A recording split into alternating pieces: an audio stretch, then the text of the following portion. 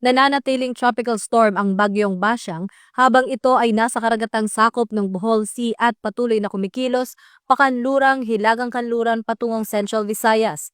Ayon sa pinakahuling bulletin ng DOST Pag-asa nitong Pebrero 6 ng umaga, taglay ng bagyo ang lakas ng hangin umaabot sa 65 kilometers per hour at pabugso-bugso hanggang 90 kilometers per hour dahilan upang manatiling nakataas ang Tropical Cyclone Wind Signal number 2 sa ilang bahagi ng Visayas at Mindanao, kabilang ang Bohol, Cebu, Negros Oriental at Surigao del Norte, habang Signal number 1 naman sa ibang bahagi ng Luzon, Visayas at Mindanao.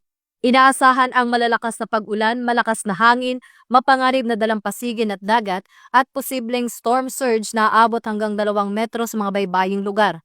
Pinapayuhan ng Pag-asa ang publiko at ang mga lokal na pamahalaan na manatiling alerto at sumunod sa mga abiso at kautusan upang maprotektahan ang buhay at ari-arian habang tinatahak ng bagyo ang posibleng landfall area sa Central Visayas at Northern Palawan. At ito ang pinakahuling weather update sa oras na ito. Ako po si Patrolwoman Sari Bernales, manatiling nakatutok sa Police News Network para sa mga karagdagang at napapanahong balita.